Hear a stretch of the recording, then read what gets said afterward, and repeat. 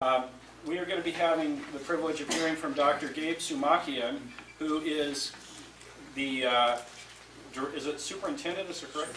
Superintendent of the Oxnard Union High School District, and he's made some amazing progress in the schools here. It's been very remarkable. I got a chance to hear him speak briefly in the City Council meeting a month or so ago, and I was just amazed at the statistics they were able to report on what they've done in a very short period of time. Dr. Soumakian got his doctorate in educational leadership from Azusa Pacific, and he comes to our school district from Burbank, where he was the assistant superintendent for human resources. He's also served as a director for human resources and as a principal, and has 18 years of high school teaching experience. And he has some personal interests in ensuring that all of our students do well in English and mathematics, including our at-risk students, and developing a school within a school academy approach, which is a very interesting program they're doing. And it really allows students to focus on areas of interest and vitalize in them a sense of future. And finally, preparing students for the rapidly changing, technologically sophisticated world in which we live, and in which I'm an absolute failure. So with that, Dr. Soumakian. Thanks to our folks from KUI here, Bob and Michael, who are going to be filming this. They also filmed you eating, just so you know, so you can pay them money later if you don't want it on YouTube. Thank you, Chuck. Yeah. Well, good morning, everyone, and thank you very much for having me. Appreciate those kinds of introductions, and thank you, Christy, for inviting me and allowing me to present what we're trying to do in the Oxnard Union High School District. This is really an exciting time to be in education. We are living in a world, I believe, today that is rapidly changing. I think that we are no longer can't function as a city, as a state, or a nation independently. We have to be interdependent, and we have to work with one another. And creating this sense of synergy where everyone works together for the common good is really going to help prepare our students for what I call the 21st century learning. Our economy right now has struggled in the past several years. There's no doubt about that. And I believe that the reason why the economy has struggled is because of the changing infrastructure that we have in our country. You know, we are no longer just the United States. We're a global, international funding. And when that Berlin Wall went down a few years back, the information flow and all the commerce really changed dramatically. There's a lot of online commerce, obviously. We're moving to online learning.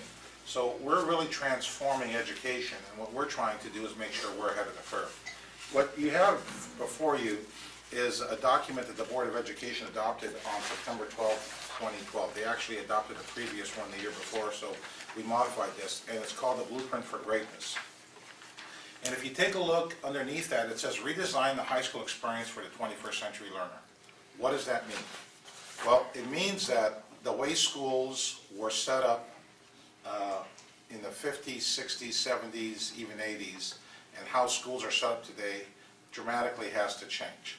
And why do schools have to change, and why do we want to redesign the high school experience for the 21st century learner? Is because when I speak in front of groups like the chambers, like yourself, business leaders, what I keep on hearing is this: we do not believe that education in general is doing a good job of preparing kids for the workforce that we have today. The job market is changing. What you're expecting from adults, students, the demands of skill sets are changing, and we have to prepare our students for this new global economy. And that's really includes soft skills as well as high-tech skills. So in this model, what we talk about, and this is really the driving force behind our change initiatives in the district, I think that everything focuses on leadership. Leadership matters. And whether you're a business owner, or whether you're a parent, whether you're a teacher, whether you're a student, it takes leadership. It takes the initiative to get something started. And so I believe in the concept of building capacity.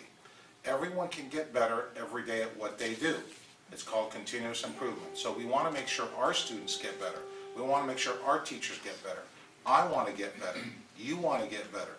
Because if you have the same skill sets you had yesterday or 2 years ago, you're outdated. And if you don't adapt your skill sets to the new work in the new world, you are going to be falling behind. The Fortune 500 companies 2 years ago, if you look at them today, are they the same companies? No. Some have dropped off, some have moved up. So it really requires the leadership capacity that we want to build, and what I'm trying to do as a superintendent is distribute the leadership. So I myself as a superintendent is not the only one leading the district. We have our cabinet, our principals, our teachers, even students have to take ownership of the leadership. And it takes courageous leadership to lead. And courageous leadership to me means that there's going to be times where you're going to have to make some tough decisions. And you're going to have to stand for your principles, your ethics, and you have to make sure that you do what's right. And sometimes you're going to get a lot of heat for doing what's right, from the community, from the parents, even the teachers. So the other area is proficiency. We want everyone to be proficient. That term proficiency comes from the NCLB, which is No Child Left Behind Act. And what we want is every student to reach a high standard. And the standard is called proficiency or advanced in the model. So California right now has the highest standards in the state, in the nation, highest standards in the nation. Yet we are funded the lowest in the nation. So we have one of the highest diverse group of students in the country, and we have some of the most challenges. So getting our students to be proficient means that we are going to make a promise that every student is going to learn. And that's what we have to do, is make sure that they are proficient and promise to learn. The last one talks about support. Support is about students, support is about teachers, support is about staff. You can't get better unless you have a professional development plan. You can't improve unless you know what type of skill sets you need to work on. So when students don't achieve proficiency and they don't do well, it's our job to help them and provide support. The term that educators are using today is response to intervention, which it's called RTI. You may have heard that term, RTI squared in instruction. What that means is if a kid doesn't do well on a quiz or a test or an exam, we don't just turn the page and say, oops, okay, let's keep going, I got to cover the curriculum. We have got to stop and say, why haven't you learned this?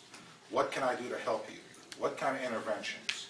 And that takes a lot of work. It takes a lot of planning. It can't just be, get that kid out of here, he's screwing around, and you're not doing real well. I truly believe that major discipline problems or problems of discipline in the classroom is because students are not actively engaged in the learning. When students come to school and they're not connected to what they're learning, then chances are they're going to goof off and become a behavioral problem.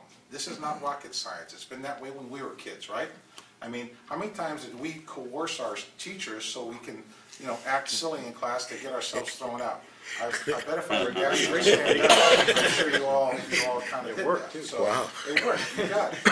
So anyway, that's the focus, and I'm not going to go through every single one of these pieces, but that's the essence of our blueprint for greatness. So a couple of just highlights I want to make sure is that we are building 2 new high schools. Back in 2004, prior to my day, a bond was passed in this community that promised 2 new high schools to be built, one in Camarillo, one in Oxnard. So those are on their way, and I just received an email yesterday saying that the plans for the Camarillo School project has moved up to DSA in the intake, which means that 6 months down the road it should exit. That's actually pretty good compared to our the Department of State Architects. So lots of other things are happening in all of our schools. So here's just some examples. Every single high school in the Union High School District is now completely 100% solar. We're completely off the grid during the day. We're able to get a tax incentive and be able to get support for savings. And then when we need to use electricity in the evening, we buy it back at a much reduced rate.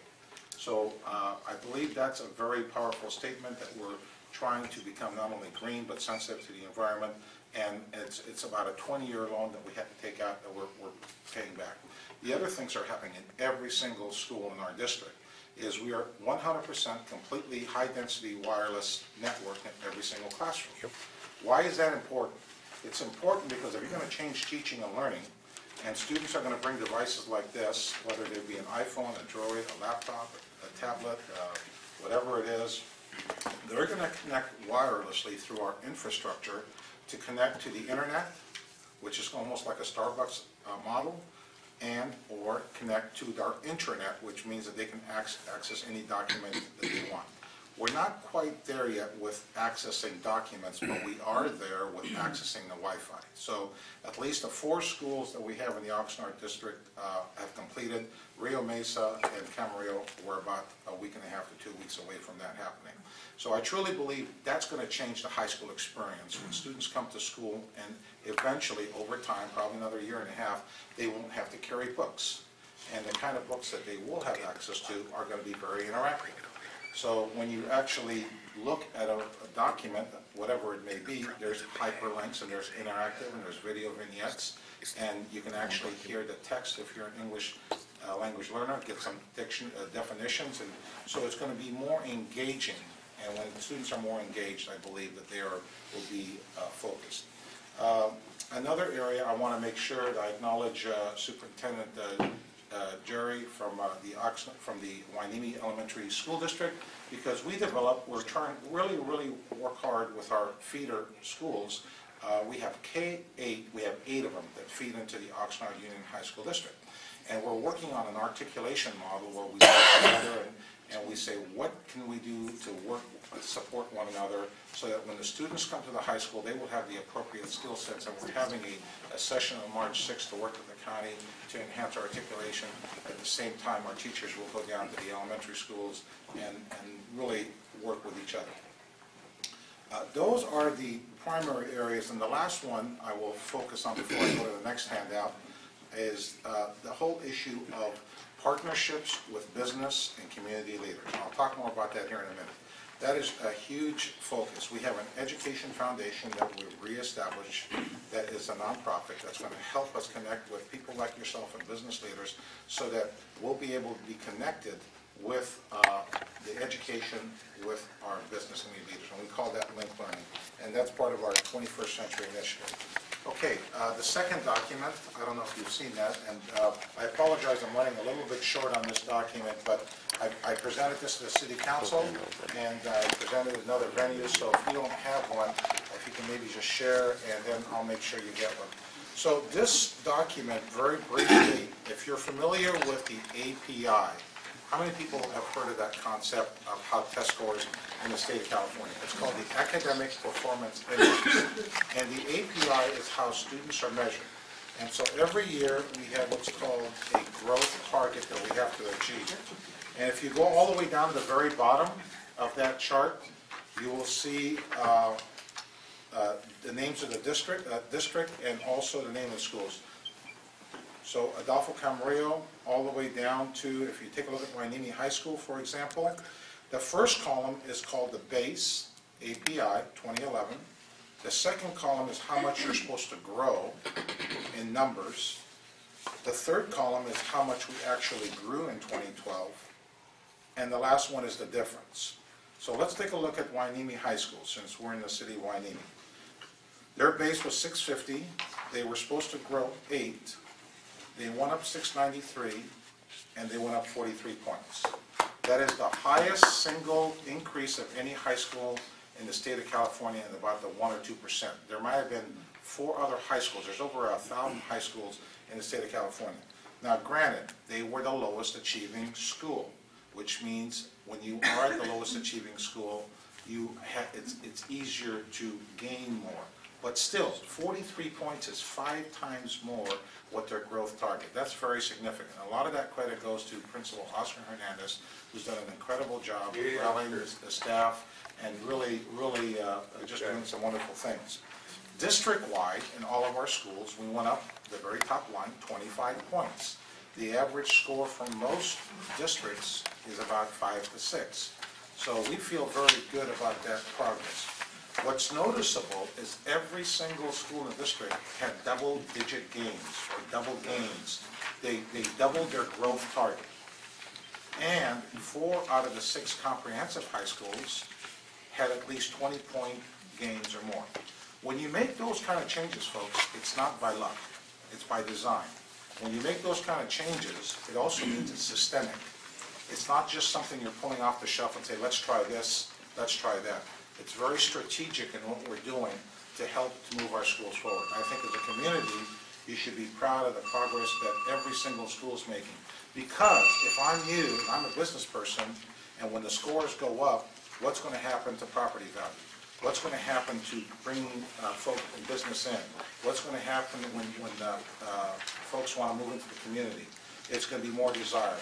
And so we are going to have another significant, I'm kind of going on a limb here, another significant increase this year. We're very excited about that. And hopefully, when those scores come out in late summer, we'll be able to share that with you. Okay, let's go to the next one. The next sheet is called Connect Ed California Center for College and Career, the Facts on Linked Learning. So this is all going to tie together, all right? So we were very fortunate to be one of only 20 districts in the state of California to be awarded from the California Department of Education a grant called Linked Learning. There was an article in the Ventura County Star about a month ago. I don't know if you had a chance to read it, but it talked about what linked learning is and what we're trying to do with our linked learning. Well, what linked learning is, if you take a look at the guiding principles and the core components, which I'm not going to read, but to summarize, it is linking education with business and community leaders. We want our students to go through our academies and academic pathways and be able so that when they graduate, whether they're a student going to college or they're going to find a career, we're going to link our educational system to career pathways. That's the whole focus of the way we wrote the grant. So what we're trying to do through our academies, and Hueneme High School, for example, has an engineering academy, and we're working strong relationship with the base here as well as other industry leaders. So our students now, this is the 4th year of the engineering academy at Hueneme High School. We have a number of students go through it, and great experience in terms of job shadowing, business partnership, and internships that we're trying to develop. So this is a whole new trend. We need business. Business needs us, and we need business. And so we're trying to develop a partnership. If you flip over on the back side, it talks about how linked learning is different, how school implements the pathways, and we're really trying to connect the learning to real-world experiences. And when you connect the curriculum with what students need to learn to be connected and have the skill sets for the job market, we believe it's going to be very, very powerful. The last one is, I don't know if you got the last one or not, but it's called What It Means to Be Career Ready. So for a long time, everyone says we need to get kids ready for college. Well, the statistic is simply this. Just because you say you're going to go to college does not mean you're going to finish college. And I would have to say that the latest statistics I've read is anyone who's over 25 years of age or older, that the college graduates is about 25% of that population. So we have to recognize not every student A is going to go to college. Doesn't mean that we don't prepare them to go to college, but they're not going to go to college. And if they start college, they may not finish. So when we prepare students for career, and here's what's really, really clear, and I want you to understand, we're also preparing them to go to college. So just because you're on a career pathway does not mean you're not on a college pathway. All right? And that's really, has to be made clear.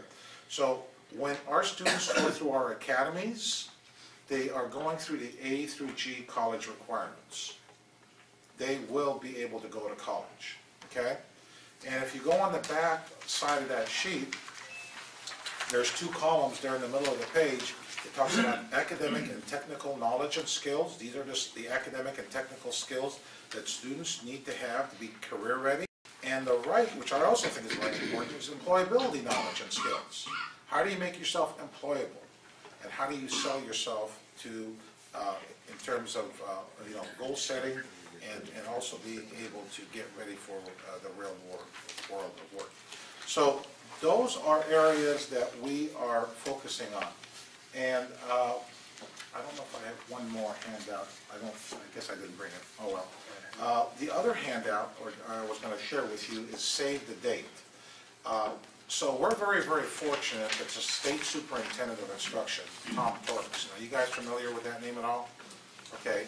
He is going to come down and visit our district on April 18th, and also in collaboration with the Ventura County Office of Education.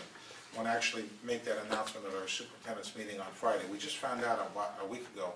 We're going to be sending information to you, and we invite you to attend this session. And what it's going to be is he's going to visit 3 of our schools, and he's going to take a look at our academy models that we have in place. We have 10 academies, right? Actually 9. We're building one more at Camarillo. We're calling it an Ag Business Academy. We're working with Rio Mesa to start a STEMS Manufacturing Academy. We're building a brand new high school in Camarillo that's going to have 3 pathways academy. One is going to be called Performing Arts and Digital Media. One is going to be Health and Biomedical, and the other one is going to be Engineering. And when we build a new high school in Oxnard, which is going to be on Woolley and Victoria, more towards the canal there, it will have 5 to 6 pathway academies. These smaller learning communities are really critical because it helps students and teachers to be connected and to be engaged.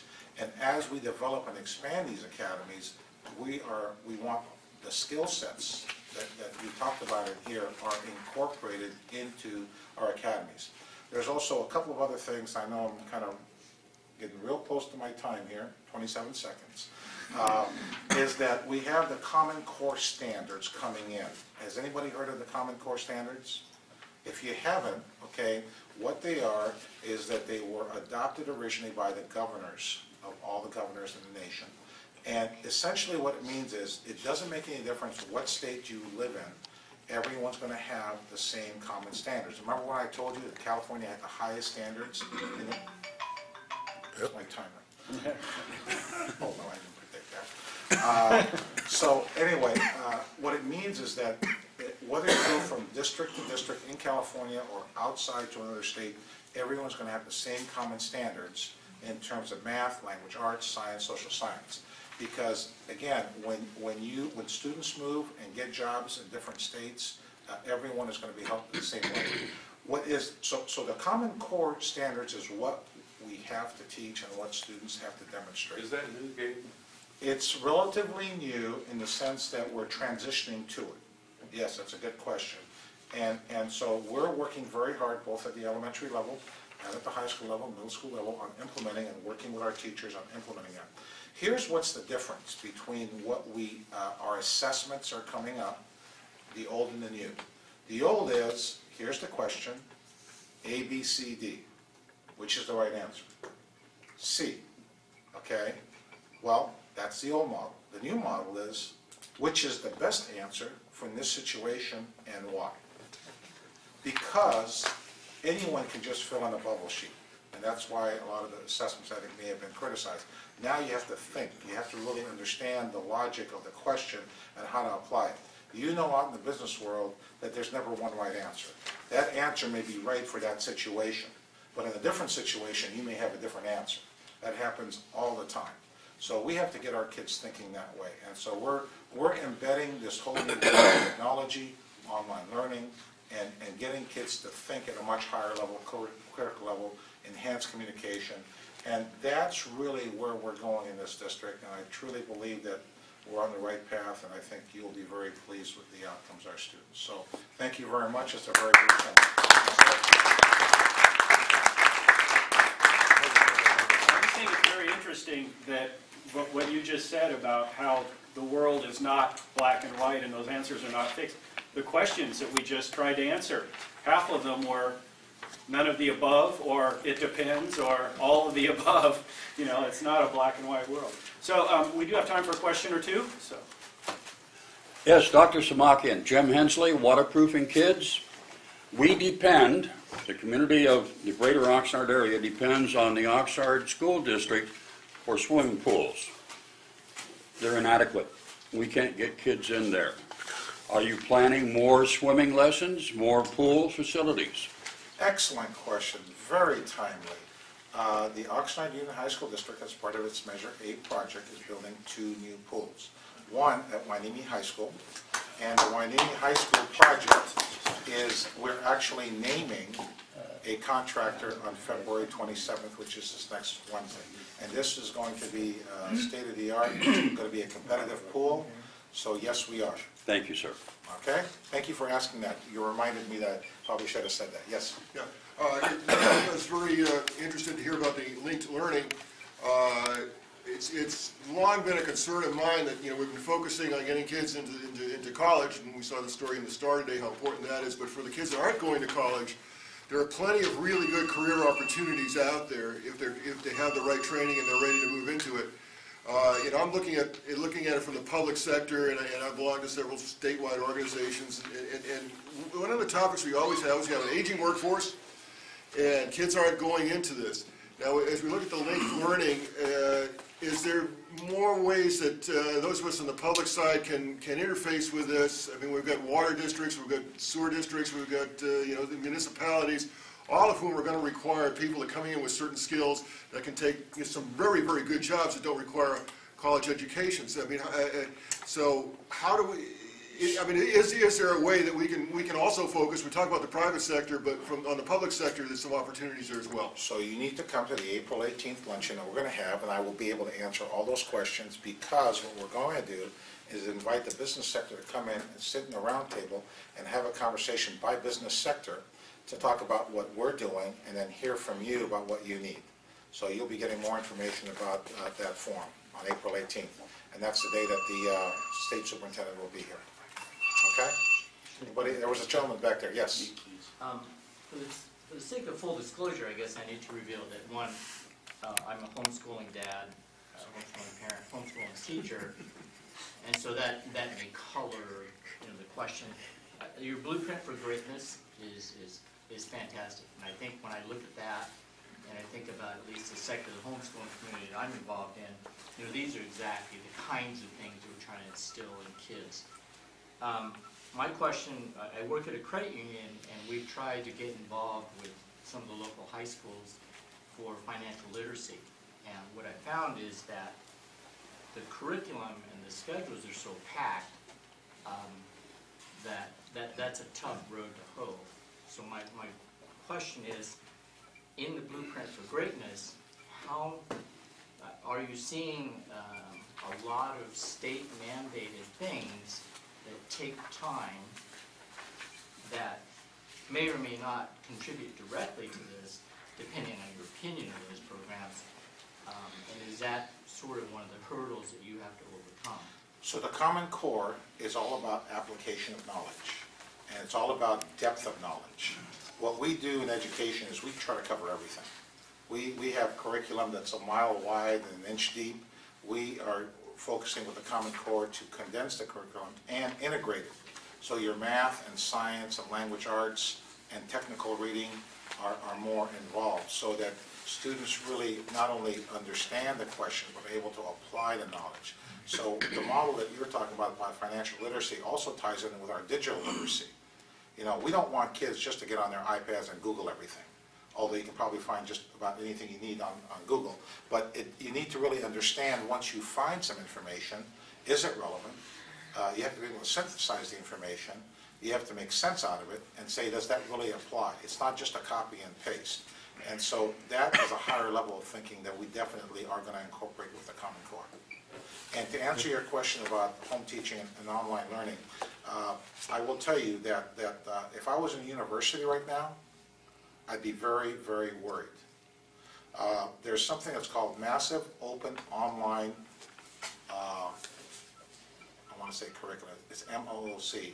And if you've gone on Stanford, MIT, Harvard, there's an incredible amount of online resources of professors who have categorically posted all their learning online. You're going to see a dramatic change at the university level, at the college level, also at the high school level. We are exploring building a virtual high school.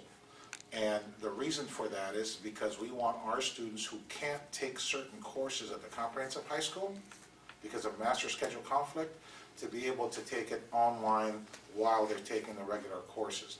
And that model is changing because of what the governor is proposing about asynchronous learning, which means that you don't have to be in the same place to learn and still get credit. it's a whole new model that he's proposing. Anybody else? That's Yeah, that's coming. I just wanted to add something else about the top school, Hueneme High School. Our Navy Leg, Captain Quinn and I worked with the NJROTC program. They've got a big one Last there. year, they got had a big one there. 132 cadets, Oh, yeah? and in competition, out of the 11th district of all the high schools, including Los Angeles and all down in Southern California, Hueneme came out #1. This year, they started out with 110, but talking to the commander, they had a presentation to be made, and he was looking for about 15 or 20 more. So I haven't checked with him in a couple of weeks, but I imagine that's a lot of people are going there on account of that. They've got a great ROTC program there. They're outstanding. One more question back there?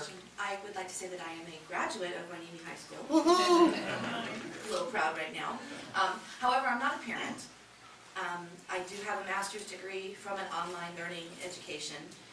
And my concern, well, I think everything is great. My concern is with taking the socialization aspects out of school, and also that development, child development. How are we letting our kids still be kids and building them values and tying them all back in? So I don't believe I said we're going to go completely online. The term that's used now is called blended learning. Blended learning is the concept of face-to-face interaction with students and online interaction.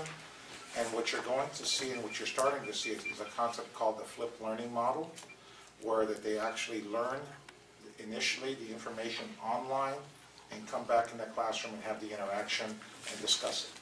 That's a whole different way of learning that a lot of schools are moving towards. And if they don't get it at home, they can go back and get the reinforcement online. So it's really learning how to redefine homework as well. And so I'm not a proponent of just online learning.